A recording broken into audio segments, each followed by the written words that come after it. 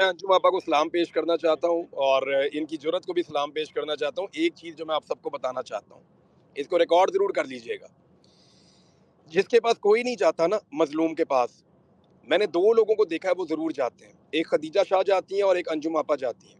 कई ऐसे लोग जो इग्नोर हो जाते हैं, जिनके बारे में किसी को पता नहीं होता, ये उनके पीछे जाती हैं। ये अदालतों के अंदर खड़ी होके हर आने वाले कैदी को हौसला दे रही होती हैं, कोई बात नहीं है, वक़्त गुज़र जाएगा। ख़ास तौर पे ख़वातीन कैदियों को इन्होंने बड़ा हौसला दिया है। तो ये एक बड़ी एफर्ट है, ये खामोशी के साथ ये काम करते रहना बगैर किसी लालच के। इन्होंने कौन सा कोई इलेक्शन लड़ना है, कोई और ऐसे काम करने हैं। लेकिन ह्यूमैनिटी के लिए, ह्यूमन राइट्स के लिए अगर कोई खड़ा है तो हम सबको उनकी तारीफ करनी चाहिए। मुझे अच्छी तरह याद है, मैंने कभी भी इनको मैंने फीस क्या देनी थी, मैं तो बल्कि इनसे लेके खाता रहा हूँ। तो ये अदालत में मेरे लिए जज साहिबान से लड़ भी पड़ती थी और यानी वकील के लिए मुश्किल होता है कि आप जज के साथ इस लेवल पे जाके बहस करें। लेकिन मेरे वालिद ने भी मुझे बताया कि जब आप अगवा थे तो उस वक़्त भी अदालत में आके बड़े ज़ोरदार तरीके से बात करती थीं और जब मैं गिरफ़्तार होता था तब भी आती थीं। तो हर जगह पे उन्होंने सबको सपोर्ट किया, जो भी कमज़ोर था, जिसके साथ ज़्यादती हुई, उन्होंने सपोर्ट किया। बहुत सारे और लोग भी कर रहे हैं, आप सब लोग यही काम कर रहे हैं। लेकिन ग्राउंड के ऊपर हर जगह पहुँचना और इतना एक्टिव अपने आप को रखना और शहरों में जाना, मुख्तलिफ़ जगहों तक पहुँचना, ये इनका एक बहुत बड़ा कारनामा मैं इसलिए कहूँगा कि मुश्किल होता है ज़रा एक खातून के लिए इतना ट्रैवल करना और ऐसे जाना। तो हम सबको एप्रिशिएट करना चाहिए। Thank you. Thank you so much. जी रमीज़ भाई क्वेश्चन ले लें, शॉर्ट से रखिएगा प्लीज़, ताकि बाकी काफ़ी सनम भी स्पीकर। आ गए हैं। सनम अस्सलाम वालेकुम, जय माइक पे। जी रमीज़ भाई आप सवाल करें। एहतशाम वो भाई भी आ गए हैं। डिस्कनेक्ट हो अस्सलाम गए हैं, वालेकुम एहतशाम भाई, आपको भी। तो नेक्स्ट आप ले लीजिएगा। अच्छा रमीज़ का क्वेश्चन मैं पूछ लूँ, उन्होंने लिख के भेज दिया है। अगर उन्होंने जी, जी। सवाल लिखा है कि सबसे पहले तो जो गिद्ध है सोशल मीडिया पर जो पीटीआई को नुकसान पहुंचा रहे हैं उनके खिलाफ कैसे एक्शन लिया जाए। दूसरी बात, 26 तारीख को लीडरशिप और अवाम को 2 हिस्सों में तकसीम करने वाला कौन थे? वो कौन थे जिन्होंने कंटेनर डी चौक के पास ले जाकर आग लगाई? लीडरशिप तो फैसला करना था कि धरना कहाँ देना है। मैं इस पे एक चीज बस मैं बता दूं कि इसका जो टोटल जवाब सवाल है ना, वो आप ये स्पेस की रिकॉर्डिंग जो है वो भेज दें अभी। हालांकि मेरा जो पॉइंट था वो एक ब्रीदिंग रूम था, ये वो, और इमरान भाई ने टोटली कट ऑफ करके मेरे से इतना स्ट्रांगली वो मुझे समझाते हैं, वो डिसएग्री नहीं करते जितना उन्होंने स्ट्रांगली डिसएग्री किया। तो वो अनासर जो कहते हैं जी नाम नहीं लेता, ऐसे नहीं करता, वो नहीं करता, तो वो जाने अनजाने के अंदर चले वो ये स्पेस देख लें। आप नेक्स्ट क्वेश्चन ले लें प्लीज। जी थैंक यू सर। जिशान भाई आप काफ़ी देर से हैं। बख्तावर भाई, बख्तावर भाई आपकी टर्न है, पहले प्लीज़ शॉर्ट सा क्वेश्चन ले लें। बख्तावर भाई। जी जी अस्सलाम वालेकुम। आवाज आ रही है भाई? मैं इमरान जी वालेकुम सलाम, लाउड एंड क्लियर जी, प्लीज। मैं इमरान भाई से एक सवाल करूंगा। अच्छा इमरान भाई, ये आपके सोर्सेस और क्या कहते हैं कि इमरान खान साहब कब तक अपनी शराइत पर बाहर आएंगे और वो भी बगैर डील के? जरा इस बारे में मुझे आप बता दीजिएगा। देखिए जी, मैं सीधी बात आपसे करूँ कि ये अगर कानून के मुताबिक होगा तो इमरान खान साहब को तो अभी बाहर होना चाहिए उसूलन। अगर कानून के मुताबिक हो तो फिर तो बाहर होना चाहिए, अंदर होना ही नहीं चाहिए। अब कानून के मुताबिक है नहीं। बाहर जितने लोग हैं वो इमरान खान से डर रहे हैं। मैंने थोड़े दिन पहले मिसाल दी थी, वो भूखा शेर है, वो जेल के अंदर बंद है। ये सारे बाहर खड़े हुए हैं, उसको बंद करके ये अब डरे हुए इस बात से कि ये बाहर निकलेगा हमें खा जाएगा। ये सारे अपने किले तामीर कर रहे हैं, कोई अपने जज ले आ रहा है, कोई अपने ब्यूरोक्रेट्स ला रहा है, कोई अपना इलेक्शन कमीशन ढूंढ रहा है। वो सारे अपने अपने किले तामीर कर रहे हैं कि बचो किसी तरह इस बंदे से। तो वो बचने के लिए बंदोबस्त तो कर रहे हैं, लेकिन अल्टीमेटली उसको आना तो बाहर है। आप सारी ज़िंदगी तो उसको अंदर रख नहीं सकते। तो वो जब भी बाहर आएगा इनको उसे फेस करना पड़ेगा। विदाउट फेस किए गुजारा नहीं है, करना ही पड़ेगा। और कब तक बाहर आ जाएगा, देखें, again it depends on Imran Khan. वो अपने फार्मूला के तहत बाहर आते हैं तो इट विल टेक टाइम। उसके लिए उन्हें प्रेशर इस लेवल पे लेकर जाना पड़ेगा कि फिर इनको सरेंडर करना पड़े। और अगर वो इनके फार्मूला और अपने फार्मूला के बीच में कोई चीज़ ढूंढते हैं तो फिर कोई और सिचुएशन होगी। और इनके फार्मूला पे तो मुझे पता चला कि वो बिल्कुल नहीं आ रहे। Thank you. Thank you so much. जी फहमी प्लीज क्वेश्चन कर लें, शॉर्ट सा रखिएगा प्लीज। जी अस्सलाम वालेकुम, थैंक यू। जी शेख साबिर भाई कुछ ऐड करना चाह रहे हैं? जी जी प्लीज। साबिर भाई आपने कुछ जी ऐड करें तो बिल्कुल, प्लीज। मैं एक बात करने लगा था, वो ये कि इमरान खान साहब की जेल से रिहाई, इस पे अब पाकिस्तान के अवाम को फ़िक्रमंद नहीं होना चाहिए। वो इसलिए कि इमरान खान की तो इस वक्त वो कर रहे हैं मिन्नतें कि खुदा के लिए आप बाहर चले जाएं, आपने बनी गाला जाना है बनी गाला चले जाएं, आपने नथ्या गली जाना है नथ्या गली चले जाएं, आप जहां जाना चाहते हैं चले जाएं। और लेकिन इमरान खान ने कहा, क्योंकि वो जो अली अमीन गंडापुर कहते हैं ना 99% मामला तय पा गए थे, तो वो सब कुछ हो चुका था, लेकिन इमरान खान ने कहा कि पहले तमाम कारकुनान को, फिर लीडर्स को जो अंडर ट्रायल हैं, जो प्रिजनर्स हैं, जो सियासी कैदी हैं, उन सबको रिहा करें, उसके बाद मैं बाहर आऊँगा। और अभी भी ये तो ये ज़्यादा फ़िक्रमंद हैं। इमरान खान जब चाहें बाहर आ सकते हैं, लेकिन वो अपनी शराइत पे, अपनी टर्म एंड कंडीशंस पे, अपनी सूरत हाल, अपने असूलों पे बाहर आएंगे, अदरवाइज़ वो नहीं आएंगे। ये मिन्नतें करेंगे और उसके बाद वो मज़ीद एड़ियाँ रगड़वाएंगे इनकी। तो ये मैंने आपको एक थोड़ा सा ऐड करना था। Thank you so much Sabir भाई।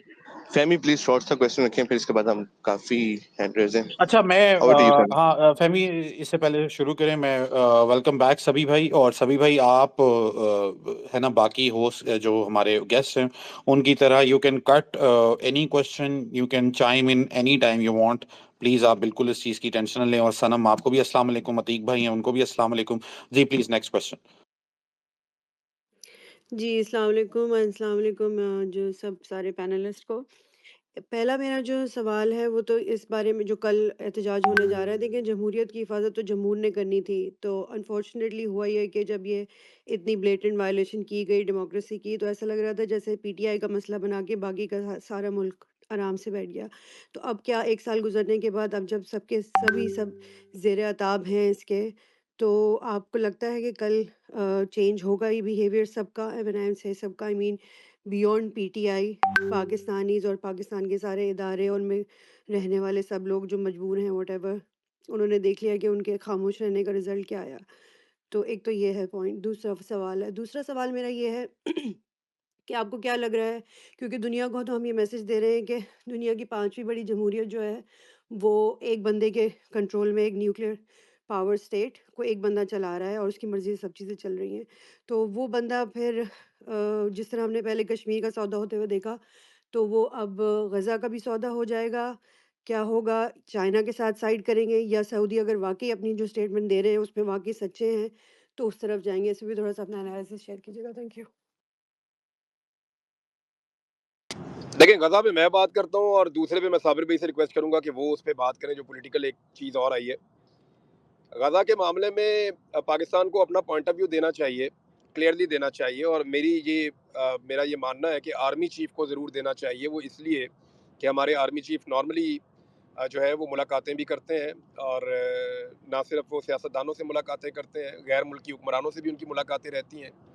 और पाकिस्तान के अंदर पाकिस्तान की हुकूमत से ज़्यादा आर्मी चीफ़ को संजीदा लिया जाता है दुनिया में।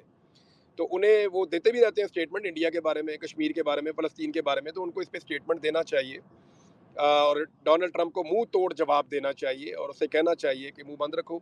ये जो मामला है फ़लस्तीन वाला, ये जो बात उन्होंने की है, ये पाकिस्तान को पसंद नहीं है, पाकिस्तान इसको रिजेक्ट करता है। ये बात अगर वो कहेंगे तो इसका बड़ा असर होगा। और पाकिस्तान की हुकूमत को भी ये करना चाहिए, सदर को, वज़ीर-ए-आज़म को, सबको इसके ऊपर अपना बयान देना चाहिए। पाकिस्तान की एक पोजीशन है, लेकिन पाकिस्तान की गवर्नमेंट अभी तक इसके ऊपर अपना रद्द-ए-अमल दे ही नहीं पाई।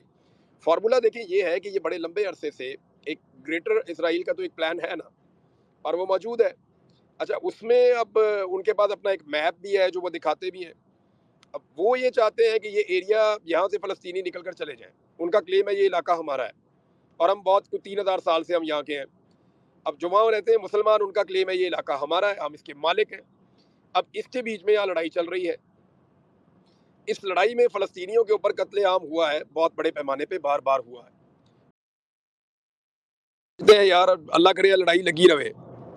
तो मैं कहता हूँ कौन सी लड़ाई? वो कहते जी लड़ाई लगी रहे, साडी ਇਹਦੇ 'ਚ ਹੀ बका है कि जो अवाम की और इस वक्त इदारे के बीच में खलीज पैदा हो गई है, ये खलीज पीएमएलएन कहती है ये जितनी ज़्यादा रहेगी उसका हमें फ़ायदा है, क्योंकि तब तक कोई और ऑप्शन नहीं है और हम यहाँ पे जो है वो इक़्तिदार के मज़े लेते रहेंगे। लेकिन ऐसा होता नहीं है। पब्लिक के बगैर ना कोई इदारा चल सकता है, ना कोई सिस्टम चल सकता है। लोगों से मुल्क होता है, ज़मीनों से नहीं होता। ये अल्टीमेटली जो है वो सबको पीछे हटना पड़ेगा और अवाम की बात माननी पड़ेगी। Thank you. अच्छा, इस पे मैं एक छोटा-सा अपना एक जी, साबिर भाई प्लीज़ आप बोलें। जुनैद भाई? जी, जी, साबिर साबिर भाई। भाई जी, प्लीज़। हाँ, मैंने कहा अभी जो बात की है ना, इसमें थोड़ा-सा मैं ऐड करना चाहूँगा। इमरान भाई ने सारी बैकग्राउंड सारा बताया है और उन्होंने अपना इनपुट दिया है। ये जो है ना, इसको ज़रा थोड़ा-सा मैं आगे बढ़ाऊँगा। ये स्क्रिप्ट लिखा था जनरल बाजवा और जनरल नदीम अंजुम ने, और डिमोलिश पीटीआई और डिमोलिश पाकिस्तान इमरान खान, ये बेसिकली उनका ये प्रोजेक्ट था, बेबी प्रोजेक्ट उनका था। उसके बाद जनरल बाजवा इसमें कामयाब नहीं हो सके, और जनरल बाजवा का जो एक्सटेंशन लेने का प्लान था वो नहीं आगे बढ़ सका। जनरल आसम मुनीर आ गए, और जनरल नदीम अंजुम उस वही फाइल और वही स्क्रिप्ट उन्होंने जनरल आसम मुनीर साहब के आगे रखी, और उन्होंने भी बताया कि बस हम बहुत करीब हैं अपनी मंजिल के और कोई इशू नहीं है, और उसको वही स्क्रिप्ट उसको आगे बढ़ाया उन्होंने।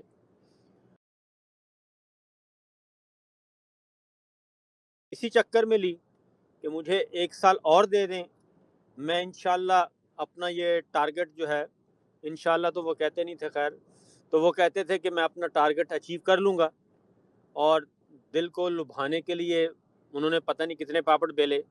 उनके साथ फिर जो एक कैरेक्टर था वो काजी फायद ईसा था, और वो और नदीम अंजुम जो थे, ये बिल्कुल यूँ समझें कि एक 1 डाउन और एक 2 डाउन बैट्समैन जो क्रीज पे मौजूद होते हैं। तो जनरल नदीम अंजुम की एक्सटेंशन में काजी फायद ईसा का भी रोल था, और जाती उम्रा इनके साथ बिल्कुल फिक्स था। तो जनरल नदीम अंजुम कभी जाती उम्रा की तरफ चले जाते थे, कभी इधर आ जाते थे। तो काजी साहब जो हैं वो उनके मेन प्लेयर थे। ये सारे का सारा प्रोजेक्ट आगे लेकर चल रहे थे।